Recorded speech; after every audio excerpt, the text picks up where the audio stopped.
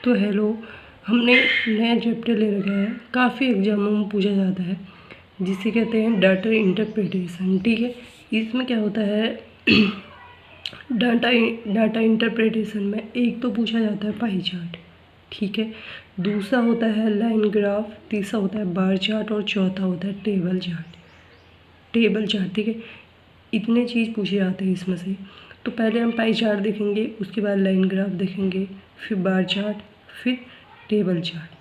ठीक है, तो इसमें क्या कहते हैं, जैसे पाई चार्ट है, इसमें क्या होता है कि जैसे आपको ऐसे एक वो दिया जाता है, ये हमने पाई चार्ट बना रखा है। इसमें क्या होगा, जैसे इसमें किसी परिवार का एक मंथली खर्चा दिया है, ठीक है। अब क्वेश्चन कैसे बने होते हैं, इसमें थोड़ा आपको परसेंटेज आना चाहिए और अनुपात हो गया और डिग्री हो गया, इसी में से क्वेश्चन पूछे जाते हैं। जैसे एक पाई चार्ट बना दिया जाता है, उसमें क्या होता है, आपको 3-4 क्वेश्चन पूछे जाते हैं। उसमें 1-2 क्वेश्चन तो इजी होते हैं उसी में से, और 1-2 क्वेश्चन वो भी इजी होते हैं। अगर आपको अनुपात, डिग्री, ये पूरा जो पाई चार्ट होता है 360 डिग्री का होता है, ठीक है। इतनी चीज़ आपने देख ली, अब इसमें थोड़े क्वेश्चन देख लेते हैं, अच्छे से समझ में आ जाएगा, ठीक है। जैसे निर्देश पढ़ लें, इसमें निर्देश पहले सबसे पहले निर्देश को पढ़ते हैं। जैसे नीचे दिए गए पाई चार्ट में एक परिवार द्वारा विभिन्न मदों पर 1 महीने के खर्च का विवरण है, ठीक है। इसका ध्यानपूर्वक अध्ययन करके प्रश्न के उत्तर दीजिए। आपको पहले तो ये करना है कि टोटल क्या करना है, इसको ऐड कर लेना है, ठीक है। उसके बाद जो है फिर आप आगे क्वेश्चन करोगे, ठीक है। अच्छा, इसमें हमने किराए का नहीं ले रखा है, इसमें लिख देते हैं 14%, कितना भी लिख लो आप, 14% कर दिया। अब जैसे आप इसको सब ऐड करोगे आप, ठीक है, तो फिर 45% ये है 45 और ये 50% 60, और उसके बाद 11% 70, 80, 90, 100, टोटल 100 है, ठीक है, 100% है टोटल निकाल के। इसलिए क्योंकि अगर क्वेश्चन में पहले आप ये काम कर ले, टोटल काउंट कर ले, ठीक है। अब जैसे इसमें क्वेश्चन दे रखे हैं, शिक्षा तथा भोजन पर किए गए खर्च का अनुपात कितना है, पहला क्वेश्चन है।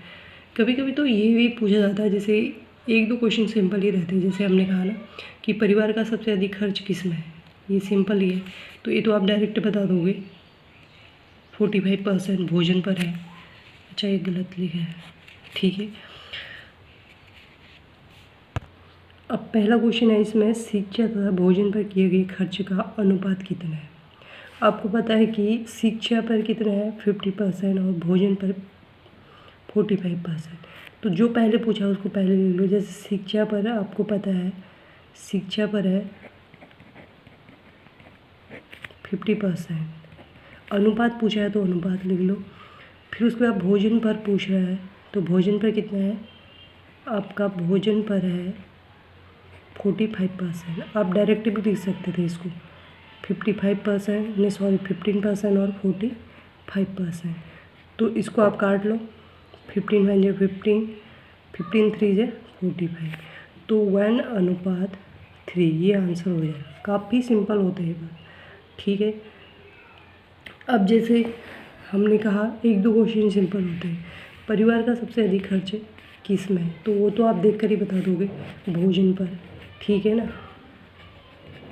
1-2 क्वेश्चन थोड़े टफ होते हैं, ठीक है। आज तक जैसे जो बैंक में पूछे जाते हैं, तो वहाँ इससे रिलेटिव 4-5 क्वेश्चन होते हैं, नहीं तो 3-3 क्वेश्चन ही पूछे जाते हैं छोटे एग्जाम में, जैसे GD वगैरह जहाँ फिजिकल होता है, ठीक है।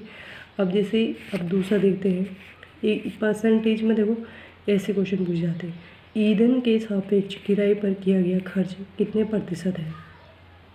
ईंधन के सापेक्ष किराए पर, जिसके रिस्पेक्ट में पूछ रहा है उसको ऊपर और जो पूछा जा रहा है उसको नीचे, किराए पर पूछ रहा है, ठीक है।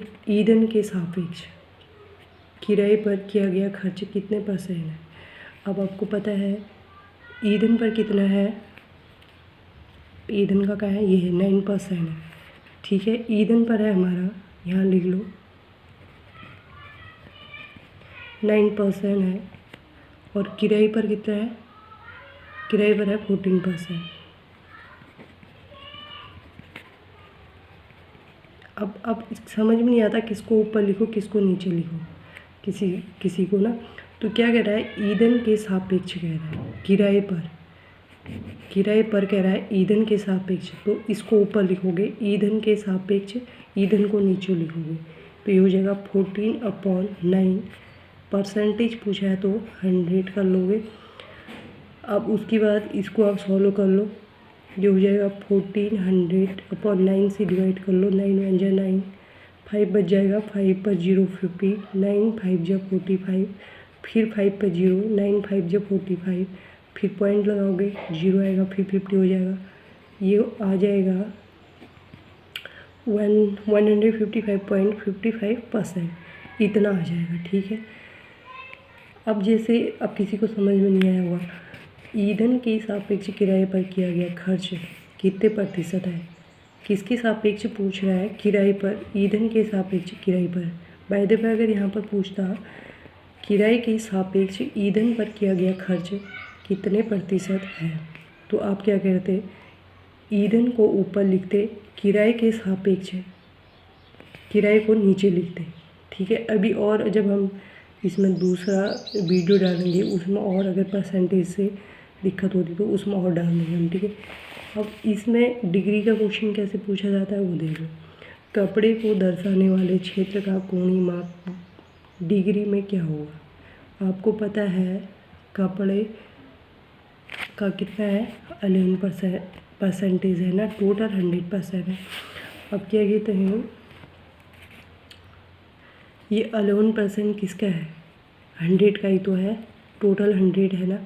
अब हमने आपको बताया था जो टोटल हमारा जो पाई चार्ट होता है वो 360 डिग्री का होता है।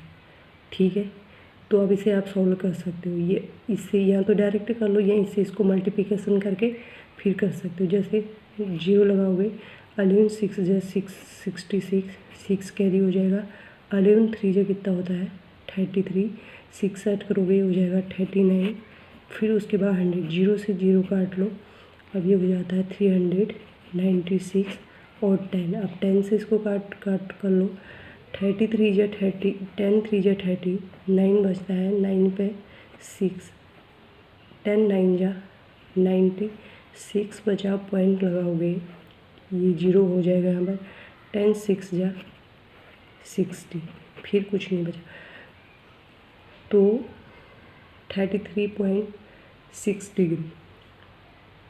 ठीक है, यही आंसर हो जाएगा। काफ़ी इजी चैप्टर था, अभी और करा देंगे नेक्स्ट वीडियो में। जहाँ पर समझ में नहीं आता है वहाँ पर आप कमेंट बॉक्स में कमेंट कर सकते हो। ठीक है, तो मिलते हैं नेक्स्ट वीडियो के साथ, ऑल द बेस्ट।